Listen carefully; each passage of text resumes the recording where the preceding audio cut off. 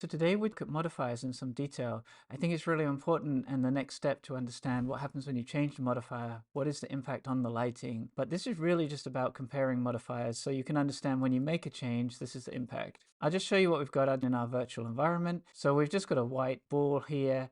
We've got a gray colorama. I think gray is really useful for this because it will really show what's happening on the background.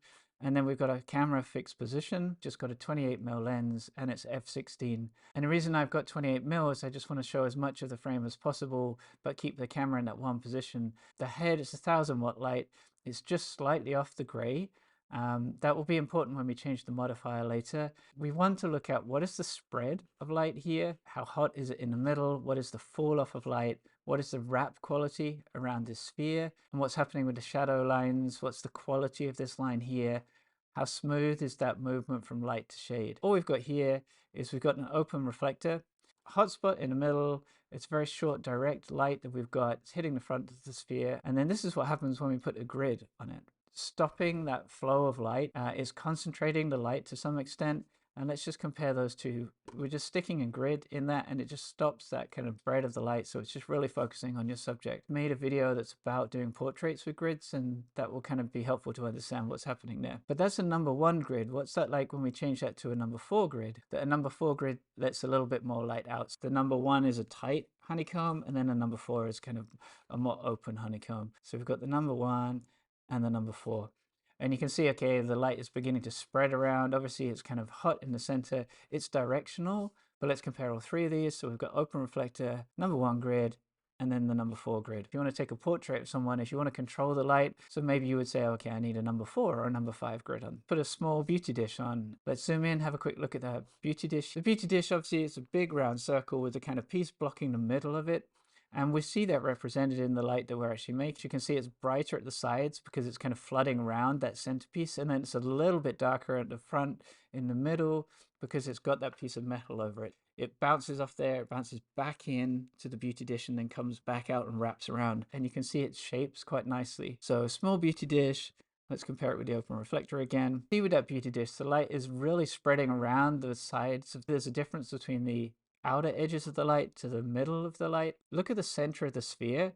There's a much more definite line with that reflector than there is with the beauty dish. A small beauty dish and a large beauty dish. So we've got a 56 centimeter beauty dish and we had a 42. Okay, and what's happening with here? Well, with the large beauty dish, it's pushing that light forward and it's a little bit more centered than it is with that smaller beauty dish. The smaller beauty dish is just fanning the light out, but there's also a more smooth movement, a fall off of the light with the larger beauty dish. General rule you'll find with all modifiers, the larger the modifier you get, the more gradual the fall off from light to shade will be. Obviously, large modifiers tend to be more expensive. It's a little bit more controllable. You're not getting so much light around the back here. So on the smaller beauty dish, you can see that light is bouncing off the rest of the studio space, but you can see with the small beauty dish, light is bouncing around. With the large beauty dish, not so much. Another thing that's really great about beauty dishes is we can put a grid in them. So let's just zoom in. So we've looked at grids already with octas, and we've looked at grids for just in general putting into reflectors. This does the same thing. So it's a honeycomb grid. It will focus the light a little bit more, pushing the light through a straight line. And let's compare the large beauty without the grid, beauty with the grid. How you can really see with that grid is concentrating the movement of light from the beauty dish. You can get quite close with beauty dish when it's like this. It will really shape the face. Look at what's happening at the exposure on that sphere. And it's still pretty consistent with the two, but you're not getting this flood of light everywhere. Open reflector, lots of light flooding everywhere. And let's compare it with the big beauty dish with a grid on it. Super controllable. You can see how you can get in close with that beauty dish. You're not going to get light spilling around. You don't need other things like polyboards and flags necessarily. We've got an octa version of the softbox. So we've got the 60 centimeter octa, and then we've got the 120 centimeter octa. See the spread of the light? With the large octa, we'd expect it to be a big amount of light coming through there, but actually it's way more controllable. Yet again, the bigger light source, it's not so hot in the middle.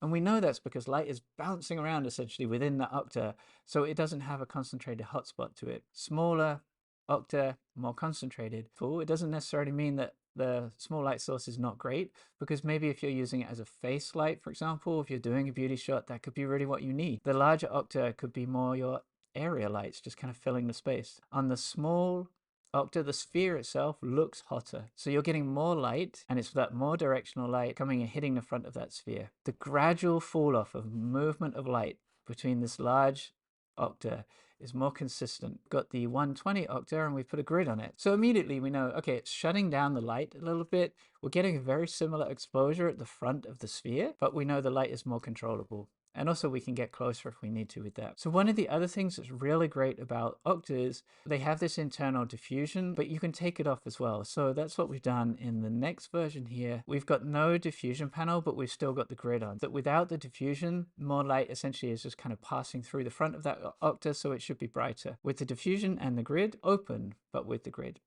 The spread of the light without the diffusion is bigger. Fall off of light, and you can see there's bounce light. Let me move that so you can see at the back of the sphere, there's light bouncing around the room and it's wrapping around the object. The diffusion panel and the grid, we don't get that. So you can see it's a little darker here than it is here. But again, you know, maybe you want a kind of high impact, quite high contrast fashion light or beauty light, then maybe removing one of those or two of those diffusion panels and putting grid on might be super useful. Parabolic is essentially kind of like a deep umbrella, and we've got it now so that we're bouncing the light into the back, so into this area, and then it's coming back out. Two of the same size here. So we've got exactly the same thing. With this first parabolic, we've got diffusion panels in. So we've got that kind of diffusion over the front, or that silk maybe over the front.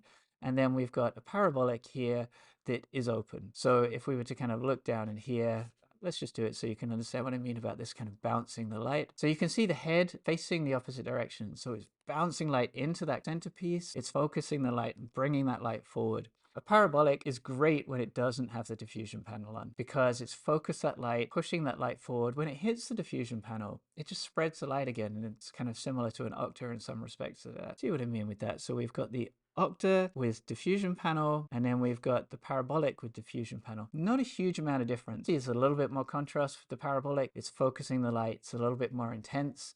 But the really great thing with the parabolic is if we do this, if we take out the diffusion panel at the front, you can see it's got a nice like cone, a sphere of light that's coming forward. Again, it's really great for shaping, but also look how much light is bouncing around here and it's kind of flooding the back of the image.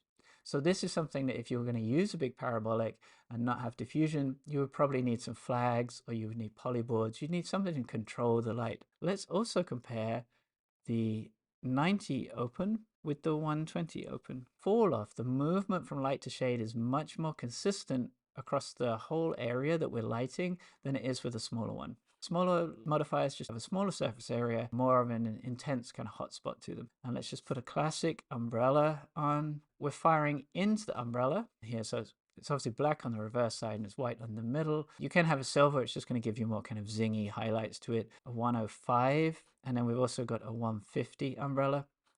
The other things also it's worth pointing out with this, because we're firing that light away, I've powered it up to 9 here. So the parabolic, we had 7 because it's very intense, it's focusing that light, and then we're pushing away into a softer light source, so I've had to increase the power to 9. You can see with this that the umbrella 150, the light's sort of getting everywhere. It's not really shaping the sphere very well because it's kind of wrapping around it completely, but actually it's not defining the shape. An umbrella is a great option if you just need to kind of throw some light into some space. But if you really want to define shape, then it's difficult to do that with an umbrella without using several umbrellas and flags. The umbrella here, which is the white, and then we've got umbrella here, which is a silver. There's a little bit more fill light on the back, and then the overall exposure lighter because there's more light just bouncing around the room, punching a lot of light into a big silver open umbrella, and that's just going to kind of flood the space with light. So the umbrella is on the left, just a huge amount of light, fill light essentially.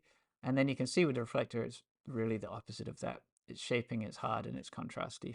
Now let's just have a look at our classic softbox. Softbox 60 by 60 with a diffusion panel. And then we've got an open softbox. See what that is. So again, just taking out the diffusion panel. Let's go from the diffusion to the open to the larger softbox, diffusion, and larger softbox, open.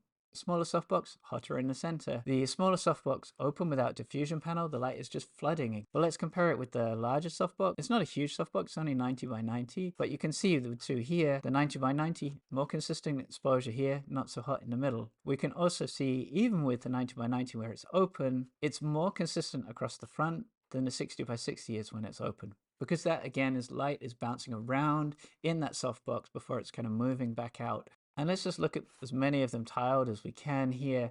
And you can see with this, then the real advantage of knowing what your modifiers are doing. You can really control the light. You can have something dramatic with a small grid there. You can have something a little bit less dramatic with a slightly higher number grid. You can control things with a beauty dish, and then you can control it really intensely with a beauty dish and a grid. Knowing, okay, what do you have in your range, the equipment I want to bring into the studio or I've got available, this is the kind of image that I want to make with it. We also need to look at how much light is, say, hitting the floor, how much light is bouncing around the space. And you'll have different requirements for all of those things, different modifiers. Sometimes you'll want to fill in as much shadow as possible, so maybe an umbrella is great for that. Sometimes you'll want something really dramatic and intense, so maybe you want a small softbox. It's just knowing also that, okay, I make a small increase in the size of the softbox, say 60 to 90. I know I'm not going to have that hotspot in the center.